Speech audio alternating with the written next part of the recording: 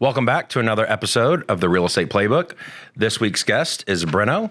Brenno, how you doing today? I'm doing pretty good. Thank you for having me. Awesome, man. Awesome. Well, we appreciate you kind of coming down and being on this week's show. Absolutely. It's a pleasure. Awesome. So we'll kind of go ahead and jump right into it, Brenno.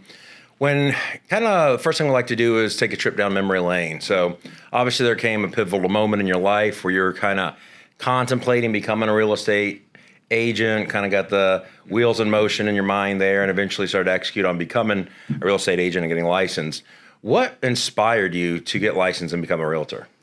I mean, really, I always knew that I wanted to work a job in which I didn't have to sit in an office, work that 9 to 5. I always wanted to have my own ceiling on what I work and the work that I put in and what I get out of it.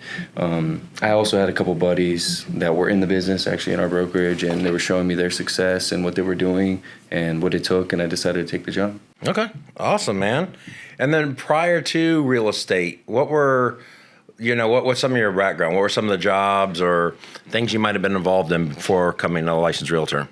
So really, I moved here to the United States, grew up in Brazil, moved here to the United States when I was young, about 8 years old, went to school here, and then really just finished up high school and then started working some with my dad, did some car sales, was a coach for a little bit earlier in my high school days, actually, and then went to college and always just, like I said, always knew that I wanted to have my own business essentially and work for myself. So right. This is kind of where. Just kind of be in control of your own destiny. Exactly. Exactly.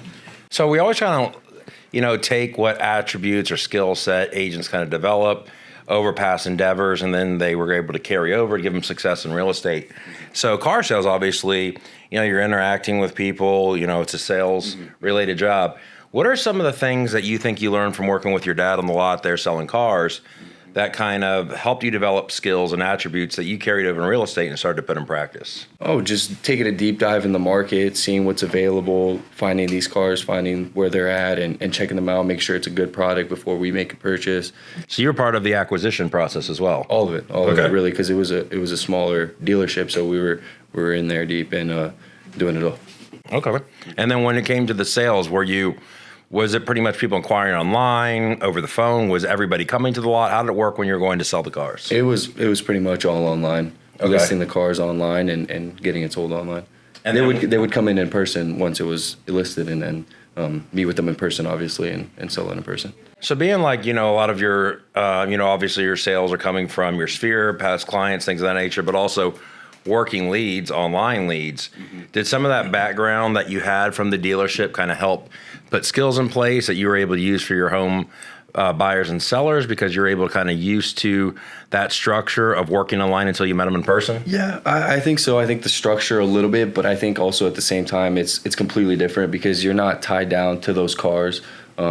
You're working for yourself and you're trying to sell yourself as a great agent for them and who they should be working with versus a specific home. Mm-hmm. So it is a little bit different as far as the software and being able to go online and talk to these people for the first time. Yeah, I guess that translates a little bit, but it's still a little bit different, I think. Okay. So different, but kind of same process, but different systems and techniques. Yeah, exactly. Okay, awesome, man. So you're kind of, selling cars there with your dad on the lot. You're handling everything from the acquisition to the sale. So pretty much nuts and bolts of the industry, working it. You're talking to friends. They're telling you, hey, real estate, this might be a great fit for you. You can make a lot of money. In the back of your mind, you kind of want to be the master of your own destiny. Mm-hmm. You're like, hey, I'll put in the work. I don't want to be a 9 to 5 in a cube all day. I'm willing to work the nights and weekends, whatever it takes to kind of be in control of everything. But what's one thing I always like to ask, what's one thing you did not expect in real estate once you got licensed? Oh, really? The amount of work. You think you're getting away from a 9 to 5, but you're really not. Yeah. You're putting in more work than a 9 to 5, I believe. But that's definitely unexpected. Yeah, and I think that goes for any self-employed job, really. I mean, how was it when you guys were working the lot there, especially the acquisition and sales? I'm assuming I think that was a different phase in my life. I was still in school. I wasn't so serious about it. It wasn't like I want to make it as this. Real estate, I really want to make it in. So it's a completely different mindset for you. Yeah, exactly. It's embodied me. It's everything that I am now, and it's every day for me. It's not just I do this on the side, do school. It's kind of dabbling. It's really full on, committed, all in. Mm-hmm. All your chips on the table. Exactly. So I know one thing too is in talking to Debbie, you volunteered to be in the advanced coaching program. She's speaking very highly of you as you're one of the agents who are excelling in her program.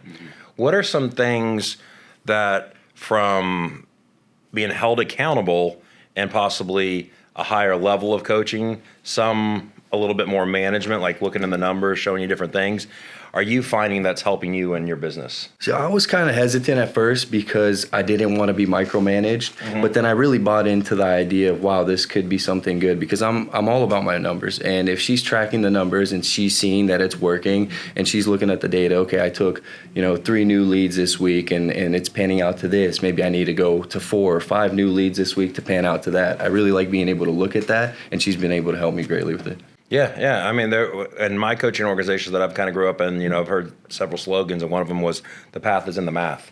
It's in all the analytics, everything. You could find your success, you could find your weakness, your strengths, what you need to work on, what needs to be improved, what you're excelling at, and the math. And the more things you track, and the more things that you're kind of focused on, and studying regularly, the better that you're going to improve. Plus, you'll know kind of what to do a deeper dive on and go all in on because you're having success. Yeah, and I thought, throughout my life, I've always wanted to be a little bit more organized, track those numbers, put everything into my calendar. And so I thought it was a good opportunity with, Debbie and the help of Allison and everybody else for me to do that, not just for my business itself, but for me as a whole, being able to grow and put everything in my calendar, be more organized, and be able to expand my business a little bit more, and not be so overwhelmed by, I got to call this person, or I got to do this, and it's all in my head. I got to be able to put it all out there so that I could see it on the computer or see it in a notebook and go from there.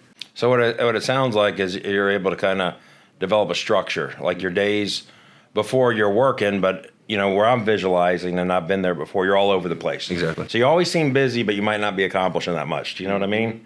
And then at the same time, you're hesitant, as everybody is before they get in coaching. They're like, one, nobody wants to be criticized. Nobody wants somebody kind of riding them all the time, coming down on them every day with the same things. But in the coaching, they and several organizations I was with, they said accountability is the truest form of love, because people care about you and they want to see you excel. And the reason that sometimes it gets a little tough and they might be, micromanaging or riding is just because they want to see you succeed. And then do you feel that you were hesitant from doing that? And the reason I'm asking you, not to put you on the spot by any means, but there's a lot of agents who probably should have done it who didn't. And I'm just trying to understand what more of that hesitation would be, because I've always kind of been, growing up in sports, I've been in coaching, pretty much my whole career here in real estate, and I've always kind of gone towards it. I like the accountability. I like things like that. What do you think were some of the other things that might deter people from doing it? I think if you believe in the accountability that you're being held to, I think that it could go 2 different ways. I think if you're not buying into it and you don't believe in what they're doing, you're going to go against it and you're not going to want to do it. But if you really buy in, you're going to go all the way. And I think, like you said, with coaching, if you have a coach or whatever it is that you're not buying into what they're doing, you're not going to play your best. You're not going to do your best. But if you have a good coach and they're holding you accountable and you believe in the program, you believe in the structure, you're gonna exceed. Even great athletes like Michael Jordan, Tom Brady, they all had coaches. And I think it's not emphasized enough, especially in business. And it kind of gives you that accountability. Like, it's even like, kind of going to the gym. It's one thing kind of go, but sometimes you might want to take off. But those who have personal trainers are like, all right, I'm paying for this. I'm more kind of committed to that time and obligation. I think another big thing too is being able to look at the people that have that success and kind of copy what they do and use them as a coach, even though they're not titled a coach or they're not holding you accountable to anything, but being able to have a conversation with people that are where you want to be at, I think that's super important as well. Like a mentorship type? Yeah. Or just kind of success leaves clues. Kind of watch what they're doing, and you don't need, just see the way that they move and behave and kind of imitate that yourself. Almost kind of like shadowing. Yeah, I couldn't agree with you more. So, we kind of talked about a little bit about your past experience, what you did there, working cars, they're going through school, coming into sales, kind of getting the mindset right, now being coaching, doing things at a higher level. You didn't expect kind of the work when getting licensed that was going to take to become a successful realtor. But now that you kind of have all the knowledge, you're committed, you're working, you're fully focused, tunnel vision, getting all the distractions kind of out of your head. What's the one thing, Brenno, that you're currently all in at now to ensure that you have that success and continue to build on it? It's like I said again, we're circling back. It's every day. It's weekends too. It's Friday, Saturday, Sundays. It's all the time. And I know it's important to have a little bit of time to yourself, but at my age and where I'm at with my life, I'm able to kind of commit those longer periods of time and into diving into the business. Yeah, 100%, man. So what I'm hearing is, if you were to say, hey, what's the one thing right now I'm all in on it? I'm staying laser focused on work ethic. Every day. I'm all in. And then obviously, if I want to take a couple days off and go somewhere, take a little trip there, it's nice to do, but you got to plant the seed and you got to be working every day to be able to do that. Yeah, absolutely. And then, I'm going to kind of piggyback off that. One of the main things that I see agents struggle with, that's always like a question of how do I do this or that, it's work-life balance, which I think really isn't a work-life balance issue. It's more of a time management issue, a calendar.